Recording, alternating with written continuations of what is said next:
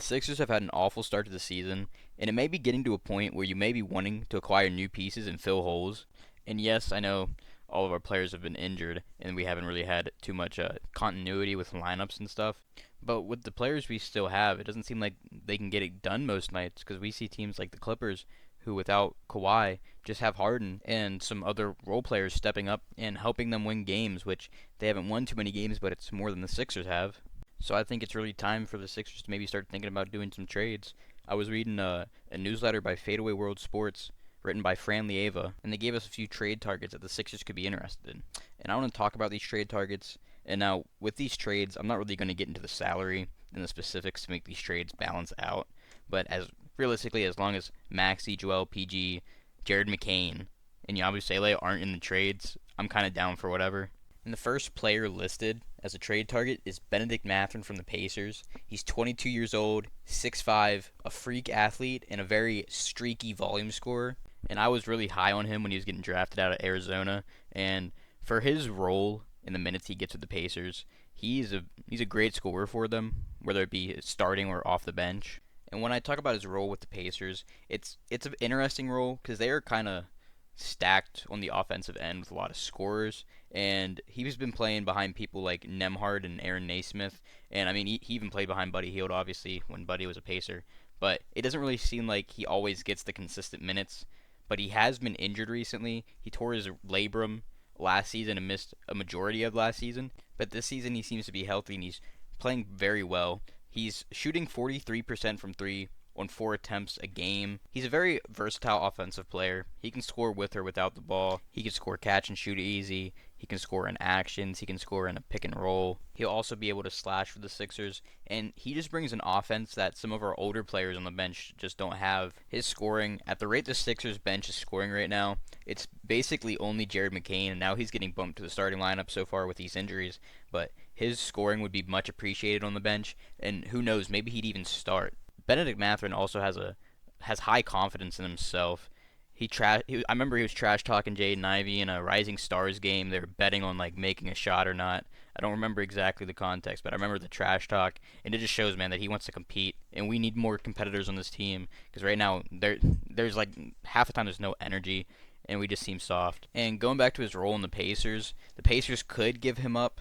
I don't know now because he's playing very well, but he's only started in 43 of his 147 games as a Pacer, and they have so many players at his position, and they might even want to go for another star eventually. But with his young age, if the Sixers got him, we could potentially try to make him a long-term project and maybe even turn out something well for us. Now, the next listed trade target is 34-year-old Jordan Clarkson from the Utah Jazz. He's a decent playmaker. He's more of a score-first point guard, but his assists have been going up over the years, and he's been a contributing player on many great teams like the 2021 Jazz. And what's great about Jordan Clarkson, if he were to come to the Sixers, the player he's been morphing into over the years as a six-man, he'd be able to effectively do it. I could see Jordan Clarkson coming to the Sixers and playing that six-man role day one with no problems. Especially if he's coming off the bench, I don't think he would need too much time to adjust and learn with our team if he's just going to play the role he's been playing over the past 5 years. And something that I think is kind of important with Jordan Clarkson is that he's played behind many great players in his career, so he knows where he falls in line.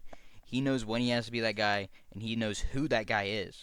And then that leads to the question, like, if McCain comes off the bench, Jordan Clarkson would probably also come off the bench, and would we want them together, or would that kind of be redundant? And if it's for defensive purposes, Nick Nurse doesn't like starting Jared McCain with Maxey because of defense. So would he even want to run the tandem of Jordan Clarkson and Jared McCain off the bench together? And then also with the redundancy of adding another point guard beside like Jared McCain on the bench, yeah, why not just go get a wing or a four? Personally, I believe the Sixers should really just go fill some holes that the teams have and just get some role players that we can trust to play. The next trade target is kind of like a more refined Benedict Mathurin. It's Norman Powell from the Clippers. He's 31 years old. He's 6'4". He's a great athlete as well. He's a great shooter. He's having an amazing season this year. And he's also played under Nick Nurse. And Nick Nurse would know how he is as a player and how to utilize him best. But it could be a blessing in disguise because we know how Nick Nurse is with his former Raptors players and how he kind of likes to play them a lot. Like our 6 foot, 250-pound point guard named Kyle Lowry. But yeah, Norman Powell, he's a volume scorer, but like I said, he's tearing it up this year. He put up 26 on the Sixers earlier in the season, and he went 6 for 8 from deep that game. He's averaging 23 points per game so far this season. And I remember 2 years ago against the Suns in the playoffs, he had 42 points, and I believe it might have been without Kawhi and PG. So he at least can step up when it's needed. And he's shooting 48% from three so far this season on 7.8 attempts a game. And he shoots 40% from three on his career. So we at least know we'd be getting a very capable shooter. And just not being a capable shooter, but he would be easy to fit into the Sixers play style in many lineups. And Nick Nurse would know what lineups he can play him with. And it's not even just that he can hit catch and shoot threes. He's a fantastic movement shooter. He hits some really tough shots. And he has some high confidence in himself, just like Mathurin. And he's also a main reason why the Clippers really are doing as well as they are doing this year, even without Kawhi. And now that gets to the point, though, where it's like, would the Clippers want to give him up because of how well he's playing? And, like, you just hope for Kawhi to come back, even though that seems kind of unlikely. Or do they just ask for so much in return from a trade because they know they have a really good player? So they could reasonably raise that price on him. But yeah, I would definitely like Norman Powell on our team. I even wanted him last year when we traded Harden. I thought he would have been probably one of the best acquisitions there, besides maybe that first round pick. But yeah, I'd enjoy some Norman Powell. Now, this last trade target, it wasn't on the newsletter, but this is probably one of my favorite role players in the league, and I think he'd be a great fit on the Sixers. It's Tari Eason from the Rockets. He's 23 years old, and he's 6'8". He's a great athlete. He's a switchable wing defender. He's a great rebounder for his size, position, and the playtime he gets. He gets around 20 minutes a game. Not only is he a switchable defender, he's an elite, versatile defender. He's averaging 1.8 steals a game with 1.2 blocks a game on top of that. Now, on the offensive end, for his career, he's an average three-point shooter at best, but this season he's shooting 38% from three on 2.8 attempts a game. He's very aggressive, attacking the boards, even on offense. I've seen him score plenty offensive rebounds and offensive second chance points. And I really think that's where he falls in with the Sixers, is his energy and his competitive nature. He really wants to win.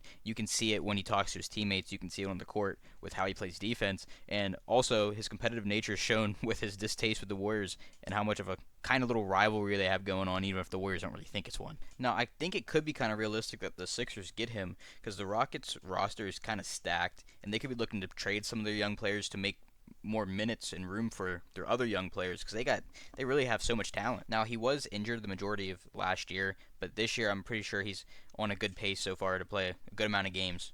And I know that the Sixers fans, they're really fond of Herb Jones and the thought of Herb Jones on this team, and I kind of think of Tari Eason as that budget Herb Jones. And I think that's more realistic than us actually getting Herb Jones because I don't think the Pelicans would be really willing to let him go. So yeah, I think Tari Eason would be a great 3 or 4 for the Sixers because he'd bring that defense and bring that rebounding, and he's gonna shoot it on a decent enough clip for us. So yeah, let me know what you guys think about this list. Drop some more trade targets. Also, drop a like and even subscribe. That'd be very much appreciated.